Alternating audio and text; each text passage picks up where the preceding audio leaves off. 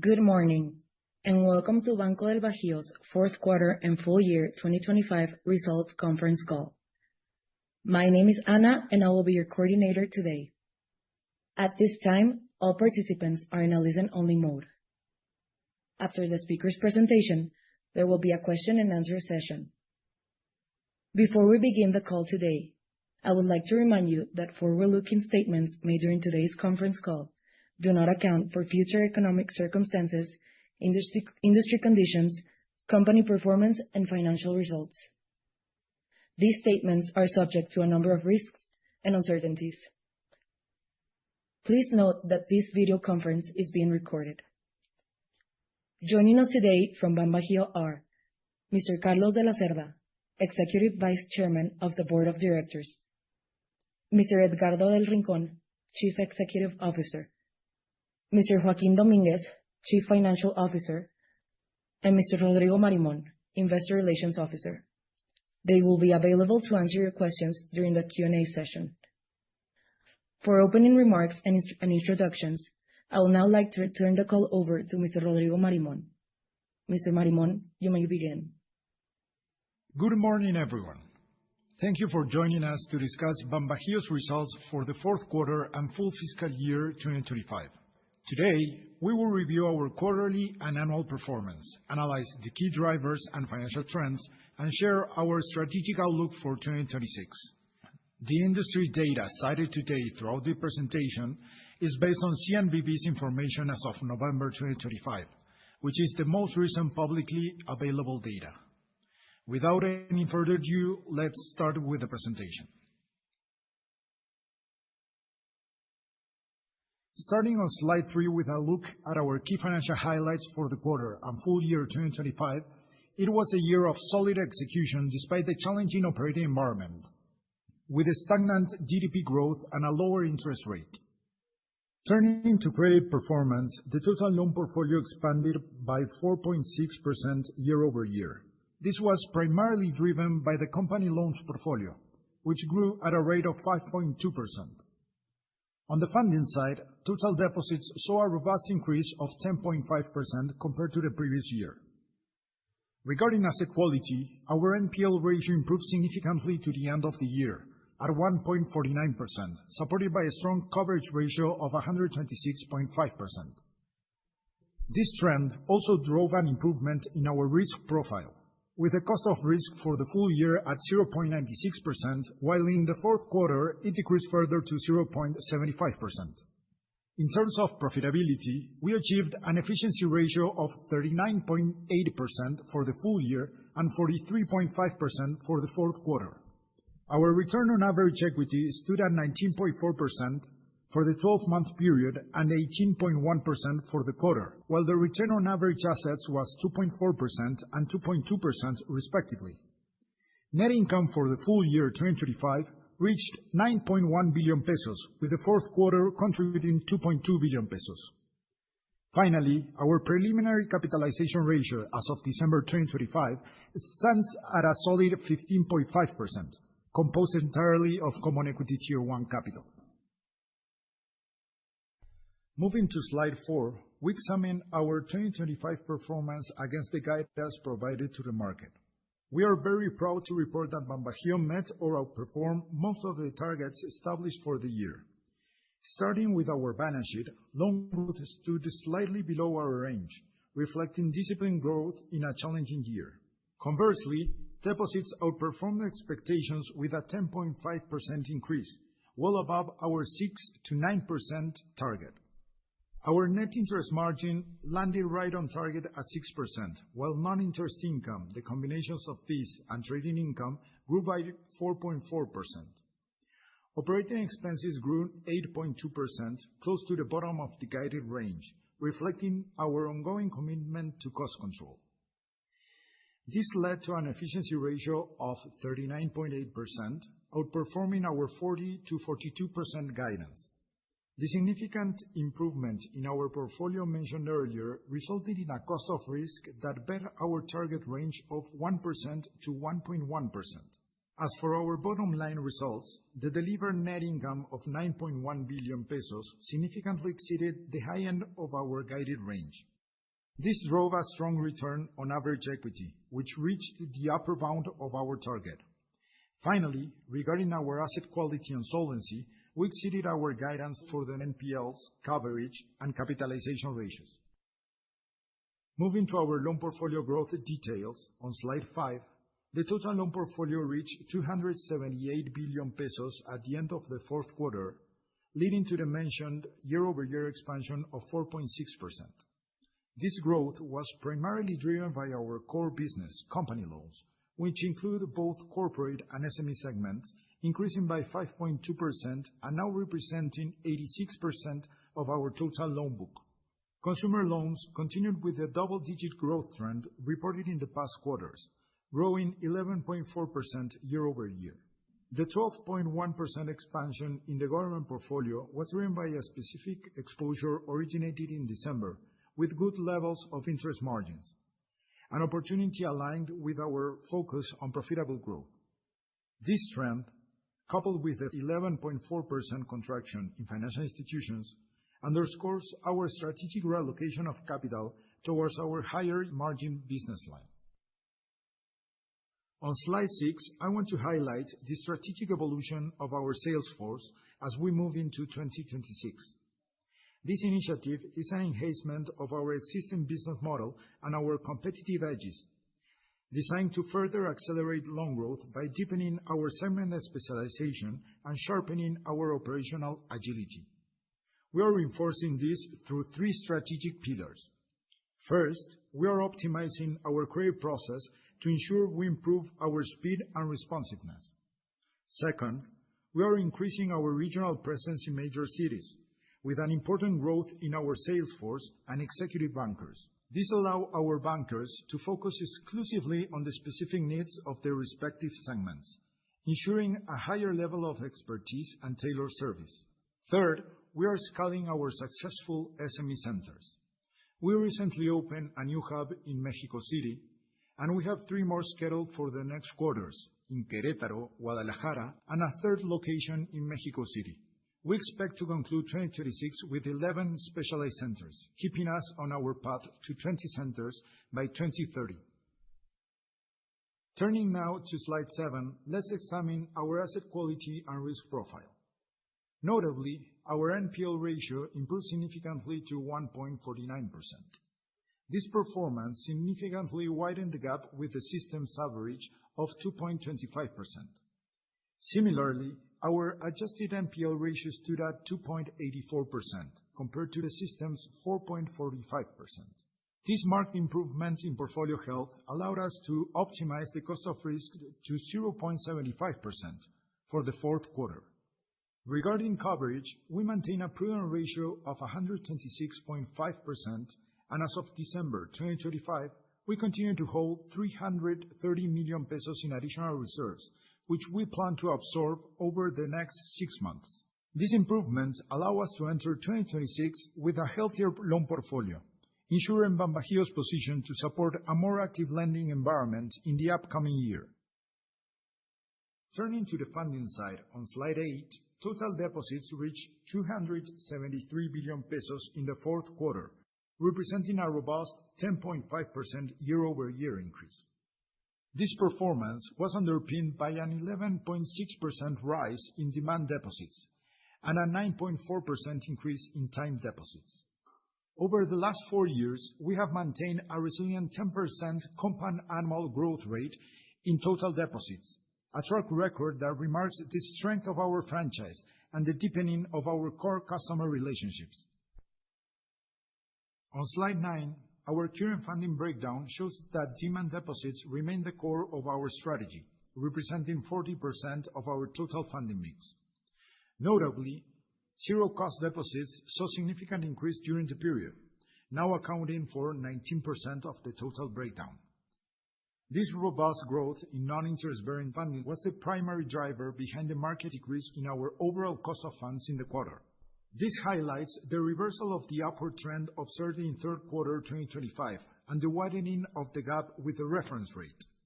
Our cost of funds for the fourth quarter reached 4.94%, a 169 basis point decrease compared to the same period last year, and 50 basis points below the previous quarter. Likewise, our cost of funds as a percentage of TIIE dropped to 64.7% in the quarter, a positive divergence from the system's average that saw funding costs climbing closer to the reference rate. Moving to slide 10, the net interest margin for the fourth quarter was 5.77%. This represents a 100 basis points contraction year-over-year, primarily driven by the lower interest rate environment, which contributed 68 basis points to the decline, and changes in the portfolio mix, which accounted for the remaining 32 basis points. Through active balance sheet management, we maintain rate sensitivity at around 20 basis points throughout 2025, effectively cushioning the impact of the accelerated rate cycle on our margin. While our expansion into zero-cost deposits drove a temporary uptick in sensitivity during the final quarter, we have already seen a normalization in early 2026, and we expect this stability to prevail throughout the year. You will see the overall stable performance of BanBaji's revenues on slide 11. Total revenues for 2025 stood at 25 billion pesos, a minor 2.6% decrease despite the significant pressure on margins. This stability was underpinned by the successful execution of our diversification strategy, as normalized non-interest income grew a robust 26.2% for the full year. Net fees and commissions increased 16.3% year-over-year, driven by a 39.8% surge in cash management fees and a 38.4% increase in revenues from our digital platform, BajíoNet. Additionally, normalized trading income rose 18.2% during the same period. These results validate our intentions to grow recurring fee-based income, limiting the impact of economic and interest rate cycles on our long-run performance. Moving to slide 12, our efficiency ratio for the full year 2025 stood at 39.8%, successfully outperforming our guidance range. For the fourth quarter, the ratio was 43.5%. Despite this quarterly uptick, BanBaji continues to be one of the most efficient banks in the industry, maintaining a significant gap against the system's average of 46.3%, and demonstrates the operational discipline and strict cost control that we have been anticipating to the market. Turning to profitability on slide 13, it is important to highlight that despite the quarterly compression seen throughout the year, we successfully exceeded the upper end of our net income 2025 guidance. This performance drove a robust full-year return on average equity of 19.4%, effectively reaching the top of our target range, where return on average assets stood at a sound 2.4%. Finally, on slide 14, we closed 2025 with a preliminary capital adequacy ratio of 15.5%. This level stands significantly above our 14% commitment and well exceeds regulatory requirements. Our robust capital position provides the bank with substantial flexibility to continue with the sound levels of return of value to our shareholders, while supporting our growth objectives. Lastly, on slide 15, we introduce our guidance for the 2026 fiscal year. Beginning with macroeconomic assumptions, we estimate GDP growth at 1.3%, stable inflation at 4%, and a 50 basis point decrease in the reference rate from current 7% to 6.5% by the end of 2026. Based on these drivers, we are forecasting loan growth between 8 and 10%, and deposit growth from 10 to 11%. We target net interest margin between 5.4 and 5.5%, and we expect fee and trading income to continue to grow at a sound pace of 13 to 15%. Our cost control efforts will prevail, and operating expenses are projected to increase between 7 and 9%, maintaining our efficiency ratio within a 43 to 45% range. We forecast that these factors will lead us to a net income of 8.25 to 9 billion pesos and a return on average equity between 16.5 to 18%. This guidance reflects a transition towards a more normalized interest rate environment, while maintaining our revenues diversification strategy and top-tier cost efficiency. Regarding our risk profile, we anticipate a cost of risk between 80 and 100 basis points, while keeping our NPL ratio below 1.7% and a coverage ratio above 1.1 times. Furthermore, we maintain our commitment to a capitalization ratio above 14%. In summary, our fourth quarter and full year results reinforce BanBaji's sound fundamentals and solid balance sheet. We are pleased to have met most of our targets for the past year and remain fully committed to delivering on the guidance provided for 2026. With this, I conclude my presentation, and we can open the call for the Q&A session. We will now conduct a Q&A session. If you would like to ask a question, please press the Raise Your Hand button located at the bottom of the screen. If you are connected via telephone, please dial star 9. We remind you that all lines have been placed on mute. When it is your turn to ask a question, you will be given permission to speak. You will then be able to unmute yourself and ask your question. Our first question comes from the line of Ernesto Gabilondo. Please state your company name and ask your question. Thank you. Ernesto Gabilondo from Bank of America. Hi, good morning, Carlos, Edgardo, Joaquín, and Rodrigo. Thanks for the opportunity to ask questions. My first question will be on asset quality.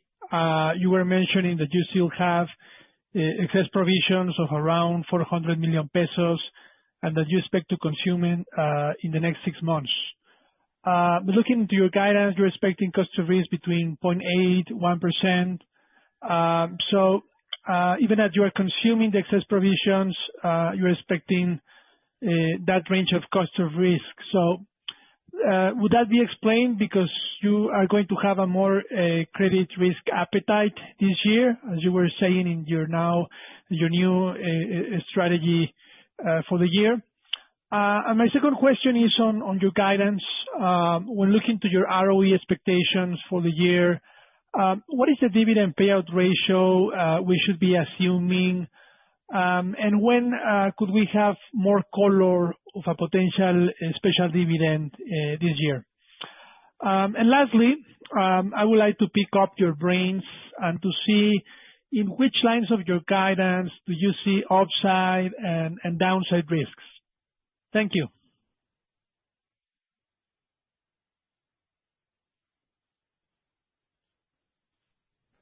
Thank you, Ernesto, and good morning, everyone. Regarding asset quality, the NPL, as you saw, end at 1.49%, a very similar level that we reported a year ago. So we are very happy with the improvement compared with previous quarters. And also cost of risk. Actually, cost of risk was the best cost of risk reported during 2025. So yes, we have not 400, Ernesto, we have 333 million pesos of additional reserves. The idea and the commitment with the CNBV is to use them during the following 6 months. So as we mentioned in previous calls, we are going to have a coverage ratio that is equivalent to the regulatory reserves that we need to have. So for this year, we expect more stability. As we mentioned, in 2025, we have several isolated cases that we already, several of them we write off during the fourth quarter because of the low probability of recovery. Of course, we continue with the legal actions regarding those cases. But for this year, we feel comfortable with the level of cost of risk between 0.8% and 1%. We believe we are going to have less important cases transitioning to stage 3. Actually, the 0.75 that we had during the fourth quarter, in part was because we didn't have any important case transitioning to stage 3. Regarding risk appetite, we are not considering increasing our risk appetite. Actually, asset quality remains a cornerstone of the strategy. So we will have additional risk appetite. The name of the game, of course, for us is to bring more customers to BanBajío. And that's why we are increasing, we are increasing the business units we have in several places, mainly in those cities like Mexico City, Guadalajara, and Monterrey, in which the financial system is very, very concentrated. So that means additional bankers and additional business units. So that's why we are forecasting to recover growth and to grow the loan portfolio between 8 to 10%. Regarding dividend, Carlos, please. Hi, Ernesto and everybody. Yesterday, the board of directors approved a proposal to be made in April to the stockholder meeting of a 50% payout dividend on the 2025 net profits, to be paid half of it in May and the other half in September. Later on, depending on how the year is developing, the growth in the loan portfolio and so forth, we will consider an additional dividend, but that will be probably considered during the third Q. Regarding your latest question, Ernesto, about opportunities in the guidance, we are very happy with the expense levels that we reported during the year. If you remember, in the guidance that we provide to the market in January, we were expecting between 10 to 12%. So reaching 8%, it was very good. So we feel comfortable with the expense level of 7 to 9%. The plan, let's say, is based in the middle of the range with 8%, but we could have some opportunity there. But this expense level includes also new branches and all the new positions because of the new business units we are implementing. And of course, all this additional expense will be through mainly the first semester, no? Because in getting that talent in place is not something that you do immediately. It's going to take a few months. I could say also we are very happy with the results in fees and trading income. Last year, we didn't have the volatility in FX, so we can have more volumes and better margins. We expect this to have a recovery during 2025. And I could say also that the mix of the portfolio that we are expecting in terms of growth is related to having the corporate portfolio growing between 8 to 10%, SMEs that had a better margin around 15%, and the consumer portfolio between 15 to 20%. So this could provide an additional yield and better margins because of the mix of the assets. So I could say those could be some opportunities in the guidance. And hello, this is Joaquín Domínguez. And another upside risk could be in case of the sale of some disclosure assets and the recovery of some loans that we had in patio loans during the last few years. Excellent. Now, super helpful. Just a last question. We continue to see a super peso and a weak dollar. So what would that imply for your loan portfolio that is denominated in dollars and to your loan portfolio related to exporters? I just wanted to understand if this could have an impact on NIM or in asset quality. If, for example, we have the peso at 16.5, if reaching a USMCA agreement. Yes, actually, we had an impact in the loan size because of the exchange rate. The impact was a little bit more than 4 billion pesos, representing 1.6% of the loan book. So this means that instead of having a growth of 4.6 with a stability in the exchange rate, it would be 6.2%. So that impact is already in place, and we don't see additional impact in 2026. Actually, that could be an opportunity. Regarding exporters, those customers represent about 10% of the loan book, the loan portfolio.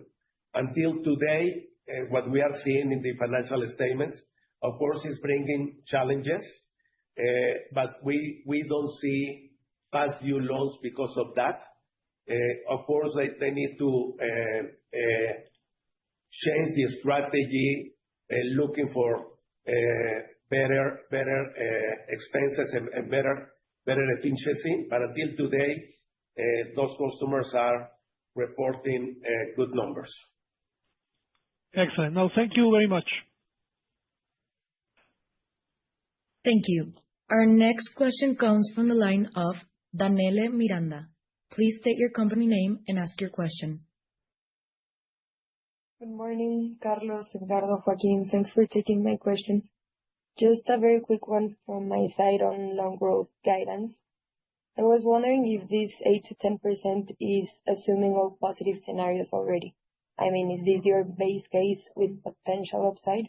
I don't know, with USMCA private investment reactivating, or is this already your positive scenario?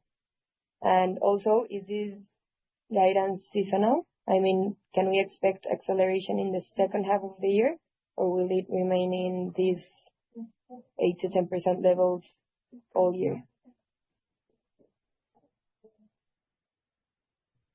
Thank you, Daniel. What we are seeing is, I mean, we made several changes in the organization to provide more focus, and as I said, to have additional business units.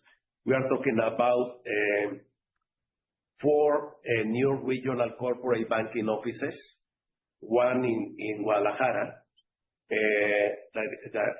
2 in Guadalajara, one in Mexico City, that is going to be the tier regional director, and one additional one in Monterrey. Of course, all of them with additional bankers. And in terms of the SME centers, we currently have 8 SME centers. Those units are to attend companies with loan sizes between 30 to 100 million pesos. We have 8 because we opened an additional one, the second one in Mexico City last December, and we are planning to open Guadalajara, Querétaro, and in the second semester, an additional one in the satellite area in Mexico City, to end the year with 11 SME centers. All of these will provide support to attract more new customers to BanBajío. We are talking about between 50 to 70 additional bankers for those 2 important segments, that is the core business from BanBajío. So we feel confident with the pipeline that we are seeing today, that we can reach the guidance between 8 to 10%. Maybe it's too soon to say if we have an upside risk, an upside opportunity in long growth. Very clear. Thank you. Thank you. Our next question comes from the line of Yuri Fernandez. Please state your company name and ask your question. Thank you also. Yuri Fernandez here from JP Morgan. I have a follow-up regarding margins, and I think the explanation was already a little bit more positive one. But when you think about the implied margin decrease, this year you mentioned that some 30% of the decrease was mix, right? And 70% was rates. For 2026, for sure, we have like maybe 50, 100 bips lower rates, and the average rates in Mexico should be even lower than that. But you mentioned FX volatility maybe to be less, and this can help. And then the growth of the loans, they also should help, right? I think you're growing less on the financial sector. SMEs, you mentioned around 15. Consumer portfolio also growing a little bit less. I know it's small, but it should grow more. So the question is the following: for 2026, for your guidance, how you are building the decrease on NIMs? Is this purely rates? Do you have some kind of mix inside that, or funding was good this quarter, maybe you are baking in some funding deterioration? Just trying to understand a little bit, like, the drivers. I know rates is the big part of the answer, but if you can help us build the blocks for the margin decrease, that would be helpful. And then I can ask a second question. Thank you. Hello, Yuri. Thank you for your question. This is Joaquín Domínguez. Well, first of all, our sensitivity remains around 20 basis points for each 100 basis of change of the TIIE rate. For the 2026, maybe the impact, the mix will be more important than last year's in the positive side, because as you saw, we wrote much more on deposits than on the loan portfolio. That means that we accumulate some investment in the treasury with lower interest rate. If our plans of growing in terms of loan growth, we do deliver as we expected, we will change the mix in assets. We will have more loan portfolio instead of securities in the treasury, and that will provide us an improvement in the total assets.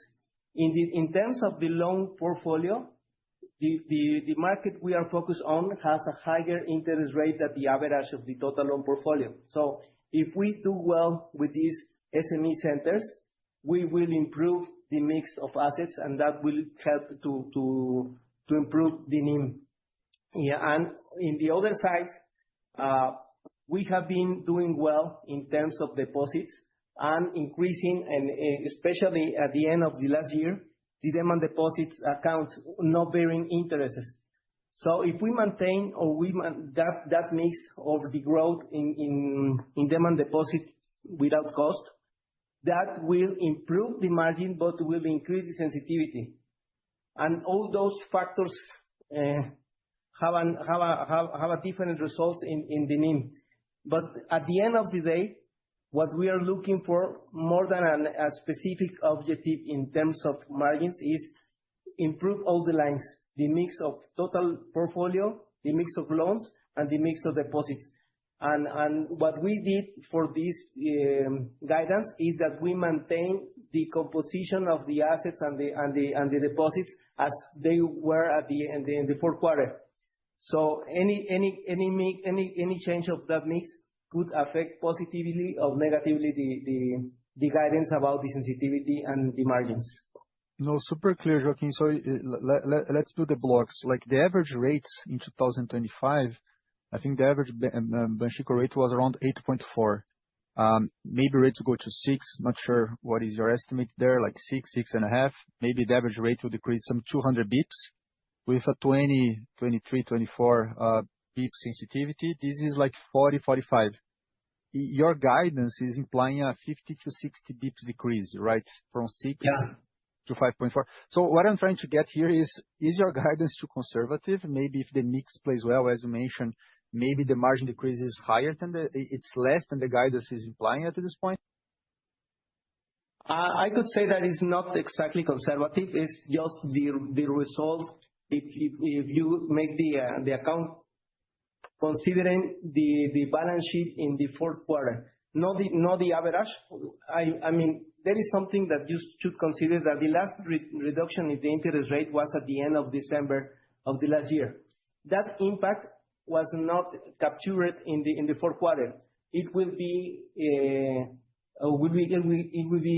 reflected in the first quarter of this year, and that effect runs for the rest of the year. So probably that would explain what you're saying. But we are maintaining the NIM sensitivity in our forecast and in our guidance without change. No, super clear. Just a second one on another topic, asset quality. Just going back to Ernesto's questions on this. When we go to your new NPL formation, your new Stage 3 formation, putting all together, right, the NPLs and the higher write-offs this quarter, it was a very good formation. It was lower. Just checking, like, could we have hopes that maybe there could be a surprise on this? Because I think Edgardo mentioned before that you had very few cases going to Stage 3 this quarter. So just checking if there was something specific, you did something different on renegotiations, reprofile of debt, and this explain or sale of portfolio, because it was a good number on formation. And when I look to your guidance, the guidance implies 0.8, 1% cost of risk, slightly higher NPL. So just trying to understand if there was any kind of a one-off in the new NPL, new Stage 3 formation for the fourth quarter. Thank you. Thank you, Yuri. Actually, no. What we saw in the fourth quarter is a reduction in the balance of the Stage 3 loans. And the write-off that we did is preparing us to, let's say, to clean up the portfolio. Our criteria is always those loans with low probability of recovery. We rather write off them and, of course, continue all the recovery actions, no? But the level that we have at the end of the fourth quarter, let's say, is a more normalized level of NPL. And we expect to be around those levels during that year. As I mentioned before, during 2025, we have several important but isolated cases from different sectors that transition to Stage 3. And during the fourth quarter, we didn't see any important case, no? Of course, that could happen in 2026. We don't have, in our view, an important case at this moment. But we feel well with the 0.8 to 1%. That is a more regular or normal level of cost of risk for the bank. So, of course, as we transition and grow more the SME portfolio and the consumer portfolio that normally have a higher NPLs, that could change in time. But with the guidance that we are providing, we feel very comfortable. No, so super clear. No, thank you, Edgardo. Thank you, Joaquin, for your explanations. Thank you. Thank you, Yuri. Thank you. Our next question comes from the line of Eric Ito. Please state your company name and ask your question. Hi, guys. This is Eric Ito from Bradesco BBI. Thank you, Carlos, Edgardo, Joaquin, and Rodrigo. I have two here on my side as well. The first one, I'd like to touch basically on a more strategic point here on your new sales force structure. So you are deploying a lot, investing a lot. You have this plan of 2030 of 20 branches. So I just want to get a bit sense for, let's say, beyond 2026, 2027, what can we think about efficiency here? If that should be one of the points that could continue pressuring OpEx going forward. So this is my first one, and then I can ask my second later. Good, Eric, and thank you for your question. If we want to have a good efficiency ratio and a good ROE, the best strategy that we can follow is to grow the loan portfolio. That's why we decided to increase the business units and sales force of the bank at the end of the fourth quarter. So, as I mentioned already, we are adding 4 regional directors for the corporate segment in Mexico, Mexico City, Guadalajara, and Monterrey. And also the SME centers, we are very happy with the results we are having. Each SME center has more than 1 billion pesos in loans. And as I mentioned, is dedicated to a segment, let's say, with loan sizes between 30 to 100 million. The idea for the following 4 or 5 years is to get to 2030 with more than 20 SME centers. We have 8 today. So we are developing, let's say, a new strategy with new business units to attend that segment that is very, very profitable, no? But in the corporate area, we have a lot of room to grow. Our market share in commercial loans portfolio is a little bit more than 6%. So we continue with huge opportunity to attract new customers. So that is the idea. Regarding branches, during 2025, we opened 9 branches, and we already have 10 branches. That is, I'm completely sure we're going to open this year. That number could increase up to 15 if we have the right location, etc. So those, let's say, new branches are already approved, but the number of new branches is between 10 to 15 this year. And the idea for the following years is to continue with a similar number of about 10 to 15 branches.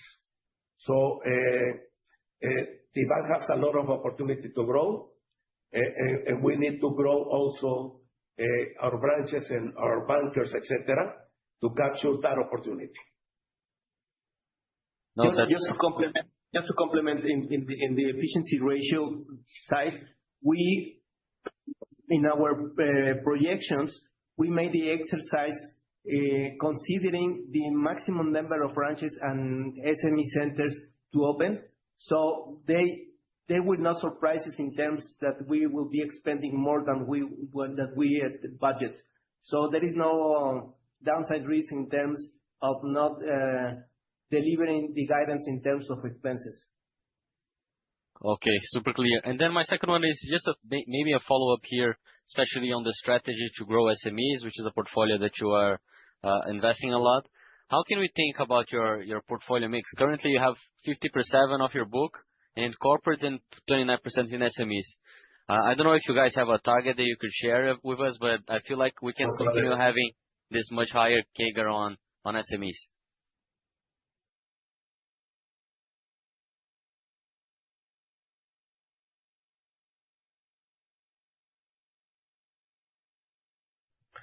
Yes, with the internal definition of SMEs, we have an SME portfolio or more than 40 billion pesos, no? That is important because, I mean, we are growing very well.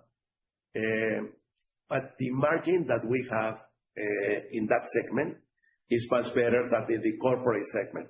It's about 1.5% more margin in the loan book.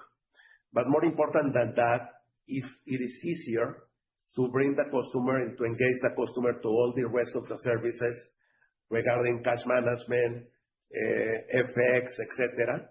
So the revenue coming from that portfolio proportionally is very, very important, no? So that is I could say the main segment for the bank. And I believe with these SME centers, we are putting in place a competitive advantage of BanBaji. We feel that the business model that we are implementing is working very, very well. Then that's why we are accelerating the number of SME centers in the following years. Okay, thank you guys. Thank you for the answer. Very clear. Thank you. Our next question comes from the line of Neha Agarwala. Please state your company name and ask your question. Hi, this is Neha Agarwala from HSBC. Thank you so much for taking my question. First one on the loan growth, which stands out as a bit on the higher side, especially when compared to some of the peer numbers that we have seen. What is the expectation in terms of USMCA agreement? When in your budgeting, when do you expect that to be finalized, as that could be a kicker in terms of loan growth? I'll go to my second question after. Thank you, Neha. Of course, loan demand has been affected by the uncertainty coming from the USMCA agreement and the negotiation that will happen during this first semester. In the loan growth, we are forecasting a more conservative growth during the first semester and a better second semester. So that is implied in the business plan that we are guiding. But our scenario is that we reach an agreement with the U.S. We believe that the tendency that we have in those two markets is very important, no? And the best scenario for both countries is to reach an agreement. So that is the best scenario. The base scenario. Okay, perfect. My second question is on the branch expansion that you've mentioned. With all of this investment to drive up the loan growth, could you compare the NIM profile for the large corporate segment and the SME segment? Because if the mix shifts more towards the SMEs, how in the next 2-3 years should that impact your NIMs and your cost of risk? And given the expansion plan, it seems like the cost growth will probably be on an elevated level, not just in 26, but in 27, 28 as well, which could pressure the cost to income ratio. So how should we think about the evolution of cost to income ratio in the next 2-3 years, given the expansion plan? Thank you so much. We don't have the NIM by segment at this moment. What I can tell you is the margin in the loan book is better, but also the mix of deposits has a better margin, and also non-financial income proportionally at the size of the customer or the loan is more important. So profitability is better.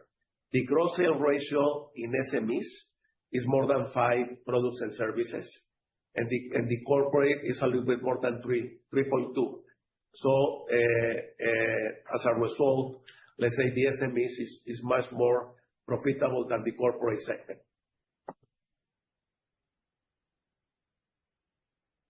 Perfect. And cost to income, if you could give some color on that, the impact on cost to income and how should it trend given the cost growth should be slightly higher? Hi, Neha. Well, that cost to income maybe is one of the most important drivers we follow month by month. And what we saw in the last quarter is a quite increase in the cost of risk, but also an improvement in the generation of not interest income. So what we are considering for this year is that the growth on non-interest income that is well supported by a very diversified lines of products that we are offering to our clients will support the increase on expenses, even the reduction of the NIM. So we feel that we can very well support it and control the efficiency ratio due mainly to the growth of the non-interest income. Okay, perfect. Thank you so much, Joaquin and Edgardo. Thank you, Neha. Thank you. Our next question comes from the line of Brian Flores. Please state your company name and ask your question. Hi, team. Good afternoon. Thank you for the opportunity. Brian Flores from Citi.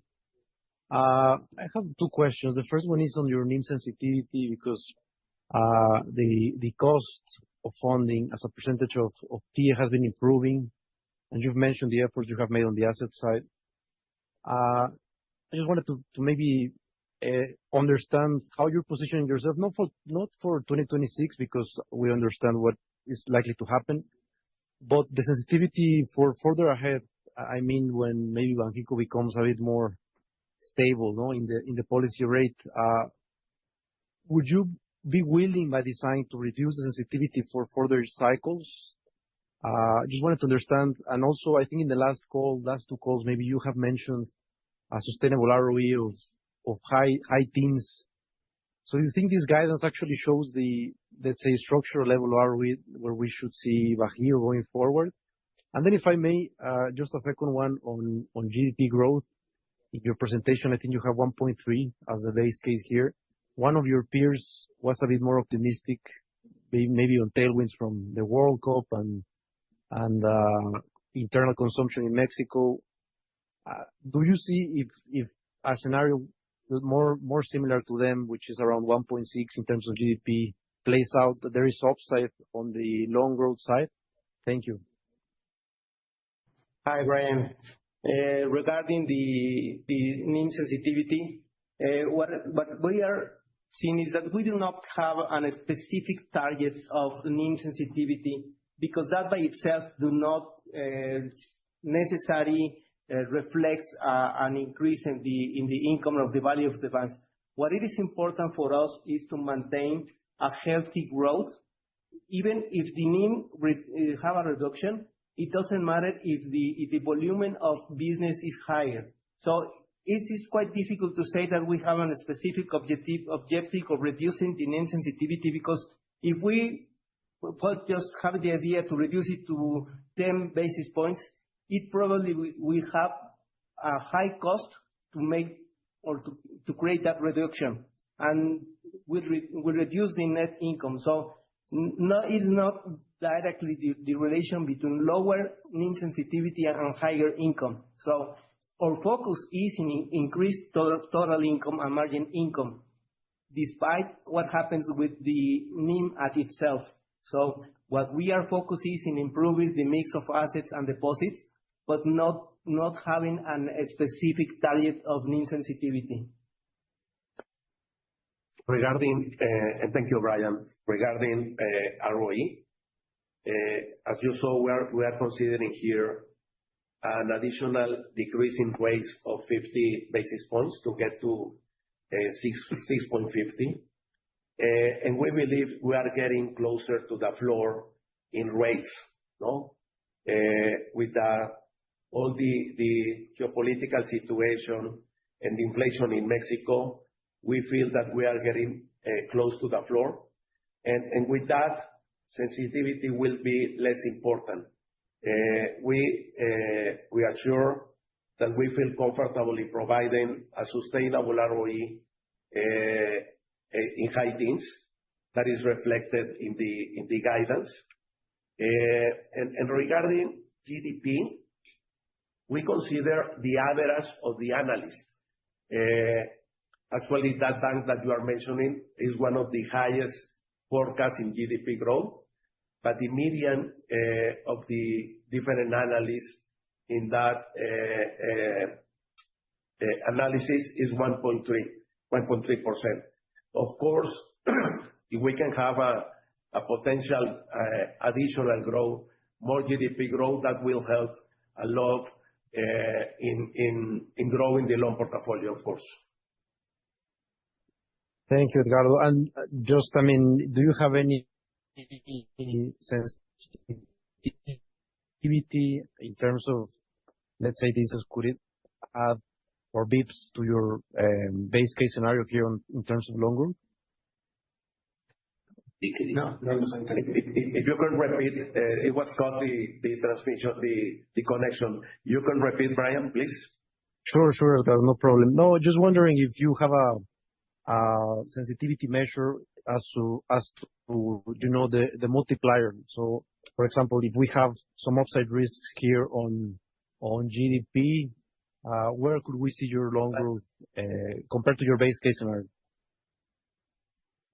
Actually, the multiple that we are using already in the guidance with a GDP growth of 1.3% is higher than previous years.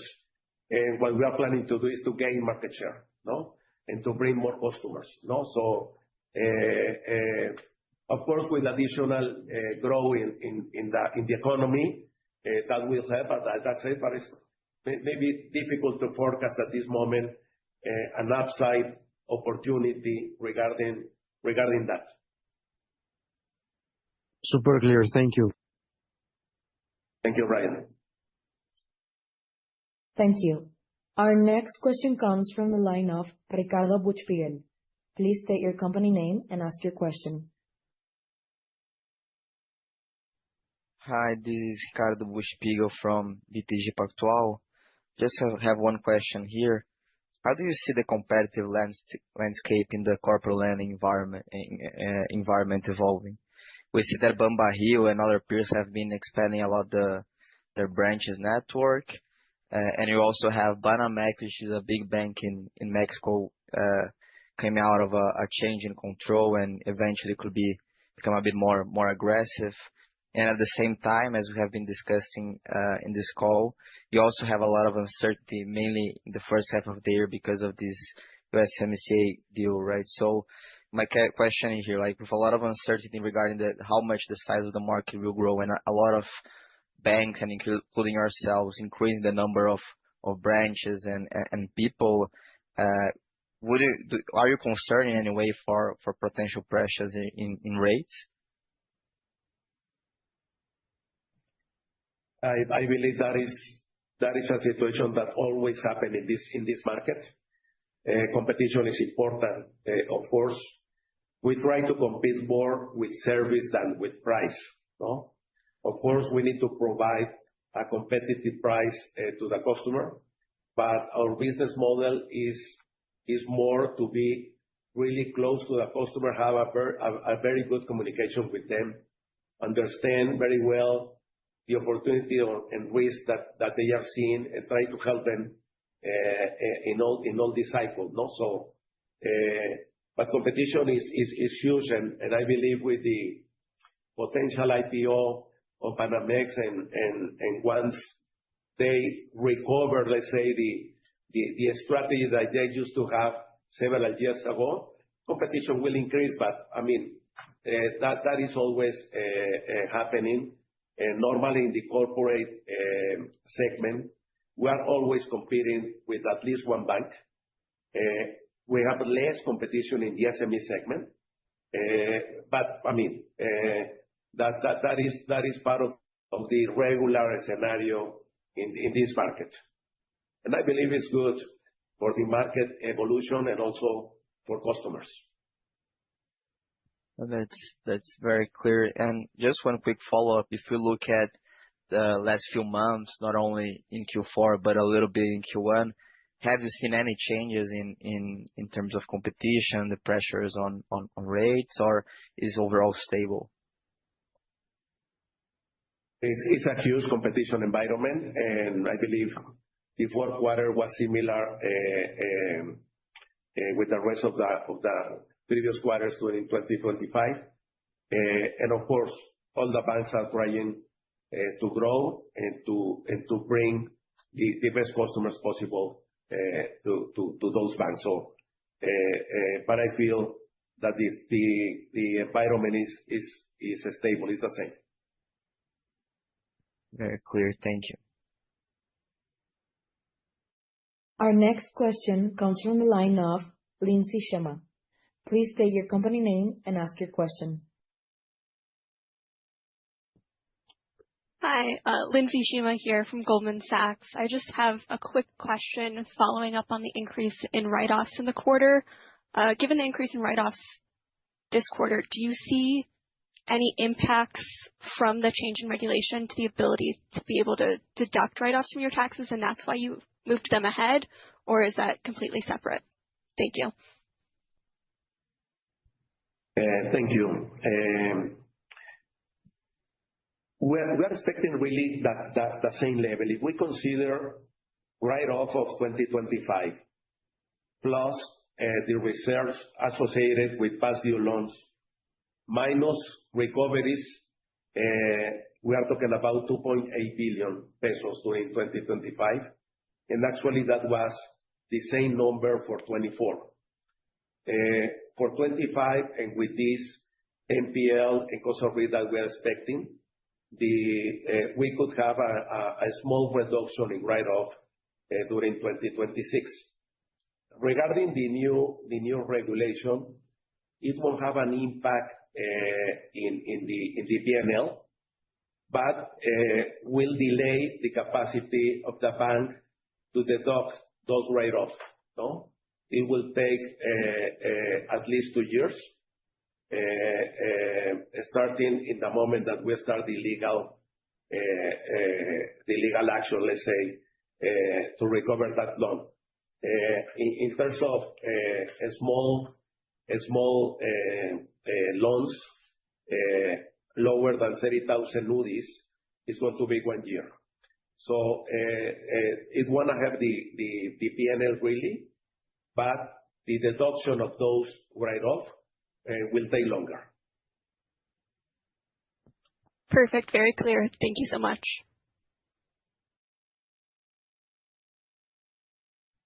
Thank you.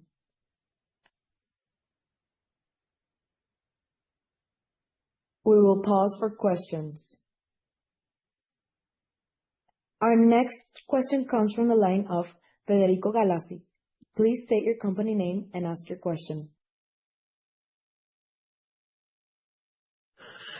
Hello, Federico Galassi from Rohatyn Group.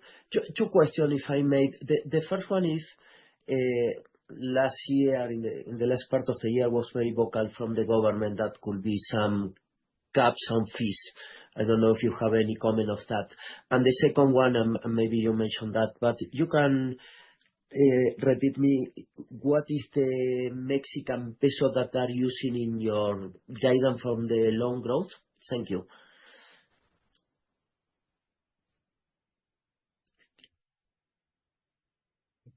Thank you, Federico.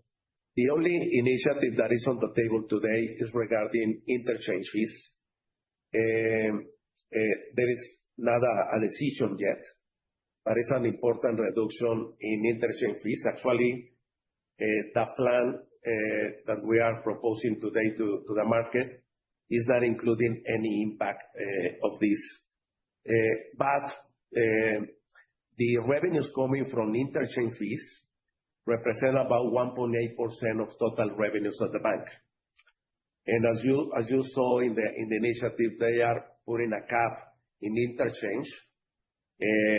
That means that the discount rate that the banks are charging, let's say, to the merchant, will that acquiring bank will pay less interchange to the issuer. So on that regard, our acquiring business represent about 3% of total revenue. So that could imply in the short term a benefit for the bank because of that difference, let's say, in percentage of revenue. Nevertheless, we see this initiative as negative for the market. And let's see what is going to be the final decision regarding that. But with the initiative as it is today, it has a potential positive impact in our numbers. Hello, Federico. This is Joaquín Domínguez. Regarding the second question, we have approximately $1,450 in loan portfolio. And what we are expecting is a FX rate pretty close to 80 pesos per dollar at the end of the year. And that will imply a very marginal impact in the valuation of that loan portfolio. 18.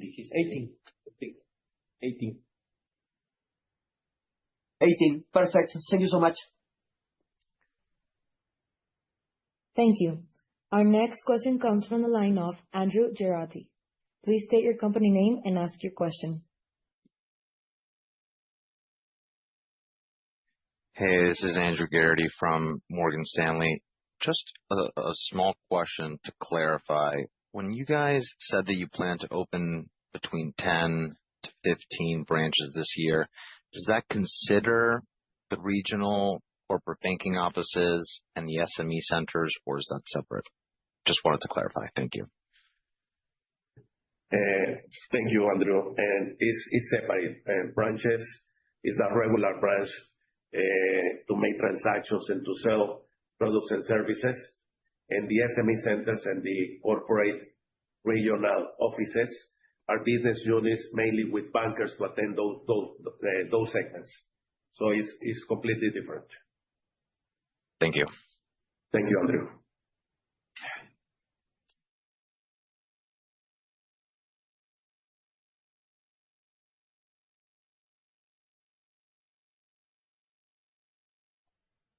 Thank you. Our next question comes from Brian Flores. Please state your question. Hi, team. Just very quickly here, I was checking here my notes. I think in one of the upside risks you mentioned here was probably recovery of some loans, which I understand. And I think you mentioned sales of assets. Would you just give us examples as to what were you meaning by these sales of assets? Hi, Brian. As we have mentioned in several cases, we used to take warranties in most of our collaterals in more of the loans. So during the years, not specifically last year because it takes many years to recover assets, we have some disclosure assets. We should have 0 pesos valuation in the balance. And if we sold those assets, we will have immediately an income due to that sale. And also, there are other cases, thanks to the warranty collaterals, that we are negotiation recoveries before going at the next step in the judicial process. So we have some cases in the pipeline in order to see that we can affirm that we will have some recoveries in this year due to the advanced process we have for those recoveries. Perfect. Very clear. Thank you. We have not received any further questions at this point, so I would now like to hand the call back over for some closing remarks. Thank you very much, everyone, for joining us today. We remain available to address any follow-up questions via email and any meeting requests. We look forward to speaking to you again in April 2026 when we release our first quarter 2026 results. Thank you very much, and have a nice day. That concludes today's call. You may now disconnect.